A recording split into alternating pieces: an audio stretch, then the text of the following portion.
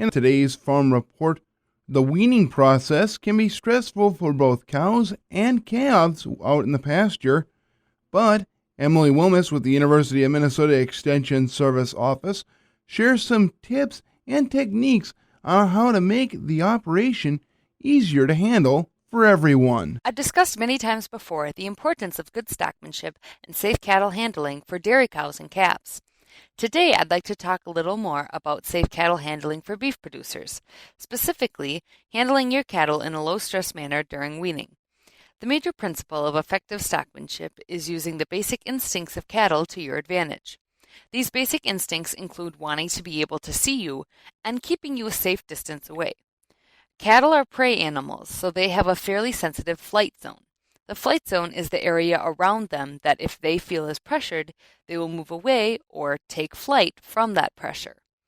Weaning is a stressful time for calves, so handling them with proper stockmanship in mind is a great way to reduce some of that stress. Teaching calves to respond to you in a low-stress way begins at birth. Think of when you ear-tag calves.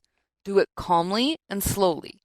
If you allow calves to resist your restraint and run all over the place, they learn very early that this is how they should respond when in any sort of a processing situation. Practice and prepare for weaning time in other situations that require cow and calf separation, such as vaccinations, branding, or synchronizing. A tip from Tom Hofsinger, stockmanship expert and Nebraska veterinarian, is to use adjoining pens when sorting. Bring pairs into one pen, move them to the other, and then back to the original. Then sort the cows and put them on pasture while keeping the calves penned up overnight. Hofsinger's method can be used in a variety of situations leading up to weaning, and then for weaning itself.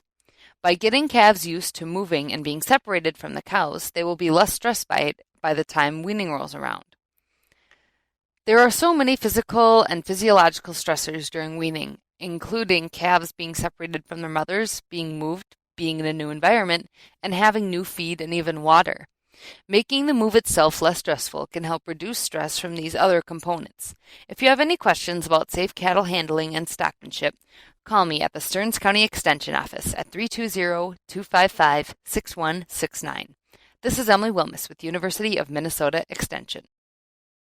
The United States International Trade Commission this week affirmed that Mexico's sugar industry has harmed American producers by selling subsidized sugar into the United States at below market prices. It's a practice known as dumping. The ruling means that an agreement signed by the U.S. and Mexican governments to establish a trading structure that caps Mexican imports and stops Mexico's abuses will remain in effect for at least 5 years.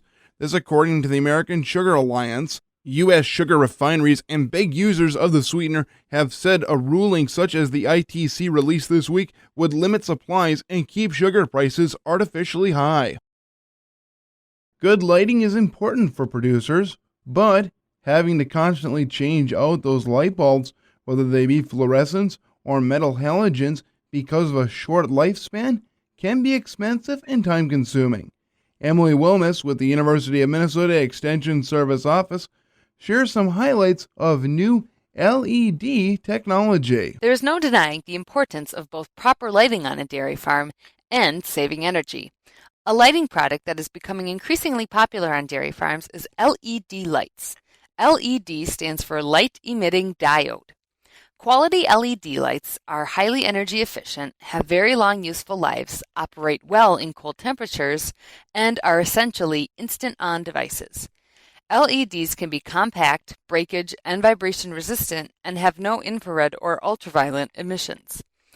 They also offer more management options because they can be easily integrated in electronic controllers, including timers, dimmers, or occupancy sensors.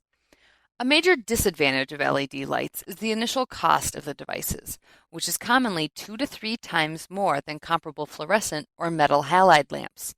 However, they have a much longer useful lives, 60,000 to 70,000 hours, compared to 12,000 to 25,000 hours. This reduces both replacement lamp cost and labor costs to replace those lamps. In addition, the higher energy efficiency of good quality LED lights can be very economical. Something to keep in mind when shopping for any new technology is the variable product quality, performance, and energy efficacy that comes with any new or changing technology.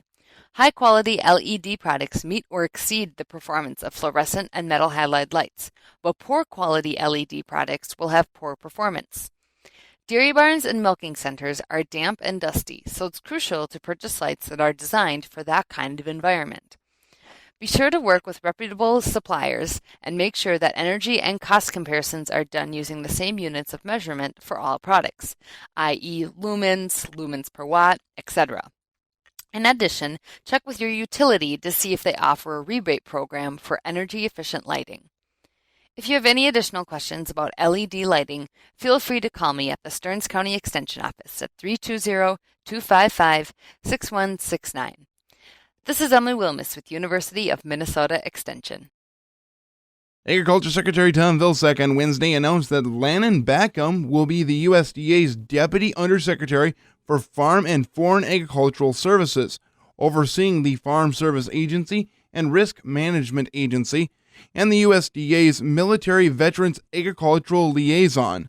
Backum, a U.S. Army and Iowa National Guard veteran, takes the positions following the departure of Karis Gutter. Backum, a native of Mount Pleasant, Iowa, is a military veteran and spent 8 years in the United States Army and the Iowa National Guard and was deployed to Afghanistan in 2004 through 2005. During his time in the Army, Backum held leadership roles as a unit movement officer and served as a combat engineer in charge of explosive demolitions. Backum previously served as the Director of Scheduling in Advance in the Office of the Secretary at the USDA. Prior to his role as director, Backum served as a special assistant in the Foreign Agricultural Service and as an executive assistant to the Secretary. Prior to joining USDA, Backum worked in the Iowa state government and for several state and national political campaigns. Backum is a graduate of Drake University in Des Moines. He lives in Washington, D.C. with his family.